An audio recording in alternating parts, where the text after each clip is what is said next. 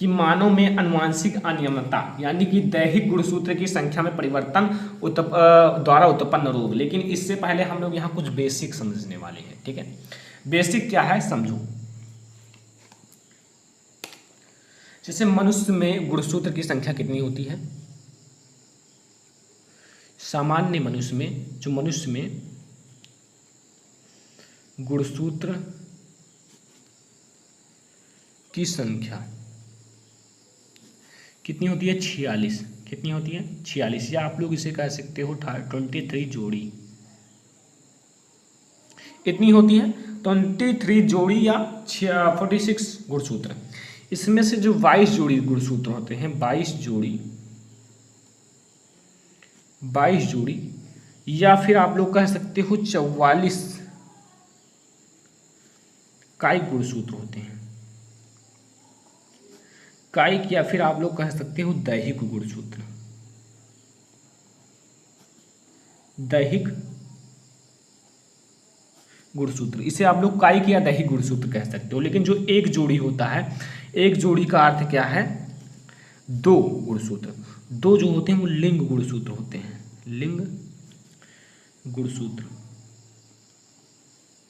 लिंग गुणसूत्र होते हैं। जब मनुष्य में 46 गुणसूत्र में अधिक तथा कम हो जाता है तो रोग उत्पन्न हो जाता है, ठीक है। लेकिन ये जो मादा में होते हैं लिंग गुणसूत्र, वो क्या होते हैं? XX होते हैं, जबकि नर में जो होता है वो XY होता है। अब इसी में जब मनुष्य में 46 गुणसूत्र से अधिक हो जाए या कम हो जाए, अधिक हो जाएंगे तो भी रोग उत्पन्न हो जाएगा और कम हो जाएंगे तो भी रोग उत्पन्न हो जाएगा। मतलब अगर गुणसूत्र आपका कम होगा, 46 से 45 हो जाएगा तो भी रोग उत्पन्न हो जाएगा, और अगर 46 से 47 हो जाए तो भी रोग उत्पन्न हो जाएगा, और बहुत ही भयंकर रोग उत्पन्न होते हैं। आगे हम लोग समझने वाले हैं। इससे पहले 2 टॉपिक को समझो, इसको समझना बहुत ही ज़्यादा जरूरी है उन सब के लिए, ठीक है, उन सब रोगों के लिए। एकाधि सूत्रता और एकल सूत्रता। एकाधि का अर्थ है आधि मतलब अधिक, ठीक है, अधिक। जब एक जोड़ी गुणसूत्र में एक गुणसूत्र अधिक हो जाता है, मतलब एक जोड़ी गुणसूत्र है और उसमें एक जोड़ी गुणसूत्र में एक गुणसूत्र अधिक हो जाए। जैसे अगर आपका एक जोड़ी गुणसूत्र का अर्थ क्या है? एक जोड़ी अर्थ गुणसूत्र का अर्थ है 2, एक जोड़ी का अर्थ 2, और उसमें एक गुणसूत्र ज्यादा हो जाए। इसमें क्या हो जाए? एक गुणसूत्र ज्यादा हो जाए, यानी कि 3 गुणसूत्र हो जाए, ठीक है। तो इसे कहा जाता है एकाधि सूत्रता। मतलब अगर एक जोड़ी गुणसूत्र, मतलब एक जोड़ी का 2 गुणसूत्र, और 2 गुणसूत्र में अगर एक गुणसूत्र और ज्यादा हो जाए तो वो एकाधि सूत्रता होता है, ठीक है। अब एकल सूत्रता का अर्थ है कि अगर एक जोड़ी गुणसूत्र में से एक गुणसूत्र अलग हो जाए, मतलब कम हो जाए, यानी कि एक ही बचे, ठीक है। अगर एक जोड़ी गुणसूत्र है उसमें से एक गुणसूत्र कम हो जाए और एक ही गुणसूत्र बचे तो उसे कहा जाता है एकल सूत्रता, ठीक है, एकल सूत्रता। ये दोनों टॉपिक समझ में आए। अब हम लोग देखेंगे दैहिक गुणसूत्र की संख्या में परिवर्तन द्वारा उत्पन्न रोग। अब स्टूडेंट देखो, मानव में आनुवंशिक अनियमितता यानी कि दैहिक गुणसूत्र की संख्या में परिवर्तन द्वारा उत्पन्न रोग। जो दैहिक गुणसूत्र होते हैं, जैसे 44 गुणसूत्र हैं, ये दैहिक गुणसूत्र हैं, और लिंग गुणसूत्र जो 2 हैं वो अलग हैं, ठीक है। तो ये जो है 44 गुणसूत्र, इससे मतलब दैहिक गुणसूत्र की संख्या में परिवर्तन से मतलब उत्पन्न रोग 44 होते हैं, और इसको 22 जोड़ी भी कहा जा सकता है। तो पहला रोग है डाउन सिंड्रोम। पहला रोग क्या है? ये क्या मतलब, देखो पहले मैं आप लोगों को समझा दूं कितने होते हैं। 44 गुणसूत्र होते हैं, लेकिन इसे आप लोग 22 जोड़ी भी कह सकते हो, इनकी द्वारा परिवर्तन द्वारा उत्पन्न रोग, ठीक है। पहला डाउन सिंड्रोम। डाउन सिंड्रोम एक आनुवांशिक विकार होता है, मतलब ये आनुवांशिक होता है, ठीक है, डाउन सिंड्रोम। इसका खोज किसने किया था डाउन सिंड्रोम का?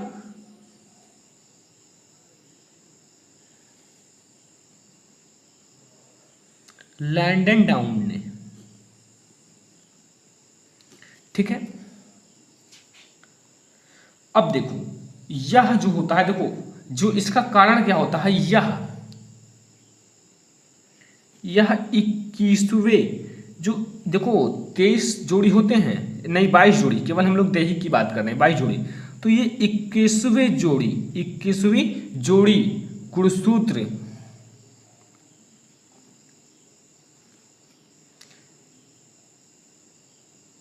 गुणसूत्र की एकाधि देखो एकाधि सूत्रता मतलब एक गुणसूत्र की बढ़ने पर क्या होता है, एकाधि सूत्रता के कारण होता है, मतलब ये 21वें जोड़ी पर कारण होता है। इसका अर्थ समझे, मतलब जो 21वां जोड़ी गुणसूत्र होता है उसमें एक गुणसूत्र बढ़ जाता है। 21वीं जोड़ी मतलब अगर आपका 22 जोड़ी है दैहिक गुणसूत्र तो उसके 21वीं जोड़ी गुणसूत्र में एक गुणसूत्र बढ़ जाता है। इसका एक कारण है। कुल गुणसूत्र कितने होते हैं, कुल गुणसूत्र देखा जाए तो 46 होते हैं, ठीक है। कुल गुणसूत्र सब मिला लो, लिंग गुणसूत्र तो सब, ठीक है। तो ये 46 होते हैं। अब देखो अगर इसमें एक गुणसूत्र बढ़ा दिया जाए, 46 में एक जोड़ दिया जाए तो वो कितने हो जाएंगे, 47। तो ये एक गुणसूत्र की एकाधिसूत्रता के कारण यह रोग होता है, डाउन सिंड्रोम, और इतना भयंकर रोग होता है। यहाँ देखो इसका लक्षण देखो, इस रोग से ग्रसित व्यक्ति का चेहरा मंगोलों जैसा, मतलब मंगोलों जैसा हो जाता है, और माथा चौड़ा हो जाता है, गर्दन छोटी हो जाती है, मानसिक देखो मानसिक रूप से अल्प विकसित हो जाता है। वो जो होता है मानसिक रूप से अल्प विकसित हो जाता है, मतलब वो विकसित ही नहीं होता है। तो ये बहुत ही भयंकर रोग होता है, ठीक है। एक गुणसूत्र की अधिक के कारण ये ऐसा रोग हो जाता है डाउन सिंड्रोम। देख सकते हो कितना लक्षण इसका कितना भयंकर है। इस रोग से ग्रसित व्यक्ति का चेहरा मंगोलों जैसा, सोचो, माथा चौड़ा हो जाता है, ठीक है। थोड़ा अगर कमी आ जाए तो व्यक्ति मतलब उदास हो जाते हैं। लेकिन इस रोग से ग्रसित व्यक्ति को देखो, ग्रसित व्यक्ति चेहरा मंगोलों जैसा, माथा चौड़ा हो जाता है, गर्दन छोटी हो जाती है, ठीक है, मानसिक रूप से अल्प विकसित हो जाता है। कितना मतलब बदसूरत लगता होगा, ठीक है। तो यही स्टूडेंट एक गुणसूत्र की अधिक के कारण होता है सब। इस रोग का अन्य नाम भी है, इस रोग का अन्य नाम क्या है, मंगोलिज्म। देखो यहां मैं लिख देता हूं, मंगोलिज्म,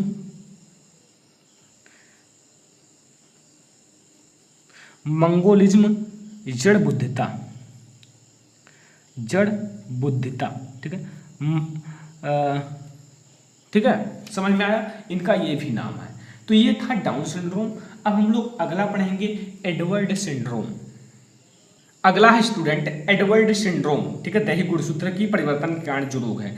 देखो एडवर्ड सिंड्रोम में क्या होता है कि लक्षण क्या है, विकृत सिर, इनकी जो सिर होती है वो विकृत हो जाती है, गर्दन छोटी हो जाती है, अंगूठा छोटा हो जाता है, नाक चोंच की समान, नाक जो होती है अगर ये रोग हो जाए तो नाक जो होता है चोंच के समान, जैसे चिड़िया का चोंच होता है, ठीक है, उसके समान, और जो कान होते हैं, सॉरी, कान नीचे लटके लंबा सा, ठीक है, और कान जो होता है वो नीचे लटक जाता है लंबा सा, ठीक है। इस रोग से ग्रसित व्यक्ति का चेहरा अगर देख लो तो कैसा लगेगा कि उसका जो सिर होगा वो विकृत होगा, गर्दन छोटी होगी, अंगूठा छोटा होगा, नाक चोंच के समान होगा, और कान जो होगा नीचे लटका हुआ लंबा सा, ठीक है। और इसका कारण क्या है, कारण यह है कि देखो अगला मैंने क्या कहा था कि वो 21वें गुणसूत्र में एकाधिकता के कारण होती है, और ये जो होता है स्टूडेंट 18वें गुणसूत्र, ठीक है। अगर ये 18वें गुणसूत्र पर एक गुणसूत्र अधिक हो जाता है, 18वें गुणसूत्र पर एकाधिसूत्रता मतलब एक गुणसूत्र के बढ़ने से के कारण होता है, ठीक है। गुणसूत्र की संख्या 46 थी, इसमें एक बढ़ गया, कहाँ, 18वें गुणसूत्र पर, और ये हो जाता है 47, और इतना भयंकर रोग उत्पन्न हो जाता है। अगर 18वें गुणसूत्र पर एक ही गुणसूत्र बढ़ जाए तो कैसा लक्षण होता है देख सकते हो, गर्दन छोटा हो जाता है, अंगूठा छोटा हो जाता है, नाक चोंच के समान, और कान नीचे लटका हुआ, ठीक है, लंबा सा। ये 18वें गुणसूत्र पर अगर एक गुणसूत्र ज्यादा हो जाए तो सोचो, एक गुणसूत्र की वजह से। अगला है पटाऊ सिंड्रोम। पटाऊ सिंड्रोम में क्या है, इस रोग से ग्रसित अधिकतर बच्चे जन्म ही नहीं ले पाते हैं, मतलब जन्म ही नहीं ले पाते हैं, या जन्म लेने के पहले ही वर्ष में मृत्यु हो जाती है। जन्म लेते भी हैं तो उनकी मृत्यु पहले ही वर्ष में हो जाती है। क्यों, क्योंकि पटाऊ सिंड्रोम में क्या है कि 13वें, समझ में आना चाहिए सब कुछ, डाउन सिंड्रोम में 21वें गुणसूत्र में एकाधिकता होती है, और दूसरा एडवर्ड सिंड्रोम में 18वें गुणसूत्र पर एकाधिकता होती है, और अगर पटाऊ सिंड्रोम में देखा जाए तो ये 13वें गुणसूत्र पर एकाधिसूत्रता होती है, ठीक है। ये यहाँ मैं शॉर्टकट में लिख देता हूँ, कारण देख लो, कारण ये 13वें गुणसूत्र पर, ठीक है, 13वें गुणसूत्र पर एक बढ़ता है, एक गुणसूत्र बढ़ जाता है। देखो इनका लक्षण समझ गए। इस रोग से ग्रसित अधिकतर बच्चे जन्म ही नहीं लेते हैं, मतलब जन्म ही नहीं ले पाते हैं, और या जन्म लेते हैं तो उसके पहले ही वर्ष में मृत्यु हो जाती है। जन्म लेते हैं तो उनके पहले ही वर्ष में मृत्यु हो जाती है। और 13वें गुणसूत्र पर क्या होता है, एक गुणसूत्र अधिक होगा, 2 + 1 = 3 हो जाएगा, और ये 3 हो जाएगा तो 46 में 1 जोड़कर 47 हो जाएगा, और 47 हो जाएगा तो एक गुणसूत्र बढ़ेगा, और कहाँ, ये 13वें गुणसूत्र पर एक गुणसूत्र बढ़ जाता है, ठीक है। सबसे भयंकर रोग यही होता है, पटाउ सिंड्रोम, ठीक है। देख सकते हो जन्म ले नहीं पाते, अगर ले लेते हैं तो 1 वर्ष के बाद मर जाते हैं। तो ये था हमारा बहुत ही इंपॉर्टेंट, ठीक है। अभी तक हम लोगों ने क्या पढ़ा कि ये जो था केवल दैहिक गुणसूत्र में बढ़ता था। देखो 22-23 जोड़ी होते हैं, 23 जोड़ी के अंदर ही सब बढ़ा 21वें गुणसूत्र पर, ठीक है। पहला क्या था, डाउन सिंड्रोम। डाउन सिंड्रोम कहाँ बढ़ा, 21वें गुणसूत्र पर। फिर एडवर्ड सिंड्रोम कहाँ, एडवर्ड सिंड्रोम 18वें पर, और ये पटाउ सिंड्रोम 13वें पर, यानी कि सब नीचे ही। अब आएंगे स्टूडेंट जो लिंग गुणसूत्र की एकाधिकता, ठीक है। अब स्टूडेंट यहाँ आता है लिंग गुणसूत्र के परिवर्तन द्वारा रोग। अभी तक हम लोग दैहिक गुणसूत्र के परिवर्तन द्वारा रोग पढ़े हैं, अब हम लोग लिंग गुणसूत्र द्वारा परिवर्तन द्वारा रोग पढ़ेंगे। देखो पहला है क्लाइने और फेलार्ड्स सिंड्रोम। ये क्या होते हैं, देखो लिंग गुणसूत्र की एकाधिकता सूत्रता के कारण, मतलब एकाधिक सूत्रता के कारण एक गुणसूत्र बढ़ जाता है लिंग गुणसूत्र में। लिंग गुणसूत्र में एक गुणसूत्र बढ़ जाता है इसमें, ठीक है। अब देखो लिंग गुणसूत्र में एक गुणसूत्र बढ़ जाता है। अब देखो अगर X गुणसूत्र के कारण पुरुषों के समान शरीर, अगर देखो, और Y गुणसूत्र के कारण वृषण जनांग अल्प विकसित नर बाध्य हो जाते हैं। X गुणसूत्र के कारण स्तन विकसित हो जाते हैं। देखो स्टूडेंट इसमें क्या होता है, इसमें देखो, इसमें अगर X गुणसूत्र के कारण पुरुषों के समान शरीर, अगर X गुणसूत्र महिलाओं में बढ़ जाए तो उनका शरीर पुरुषों के समान हो जाएगा। अगर Y गुणसूत्र इसमें जो मनुष्य है उसमें बढ़ जाए तो वृषण जननांग जो होते हैं अल्प विकसित या नरबाध्य हो जाते हैं और अपने समान संतान नहीं उत्पन्न करते हैं। नरबाध्य का अर्थ क्या है, नरबाध्य का अर्थ है अपने समान संतान न उत्पन्न कर पाना, ठीक है। और एक गुणसूत्र के कारण स्तन जो होते हैं विकसित हो जाता है। अगर मनुष्य में X गुणसूत्र जैसे XY था और एक X और आ जाए तो उनका स्तन जो होता है विकसित हो जाता है। तो ये था।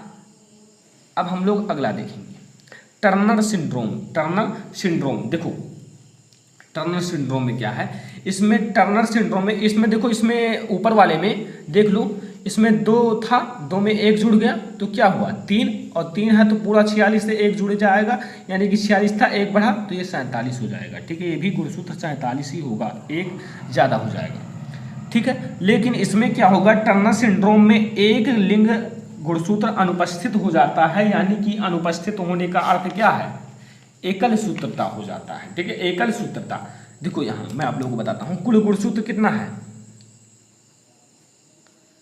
कुल गुणसूत्र 46 होता है, 46, लेकिन इसमें से एक गुणसूत्र कम हो जाता है और बचता क्या है, एक गुणसूत्र कम हो जाता है और ये 45 ही गुणसूत्र बचता है। लक्षण क्या है, लक्षण इनकी अगर ये हो जाता है रोग तो इनके लक्षण हैं, मादा जो होते हैं, मादा जननांग अल्प विकसित, जो मादा जननांग होते हैं वो अल्प विकसित या फिर बांझ कहते हैं, जिन्हें बांझ कहा जाता है।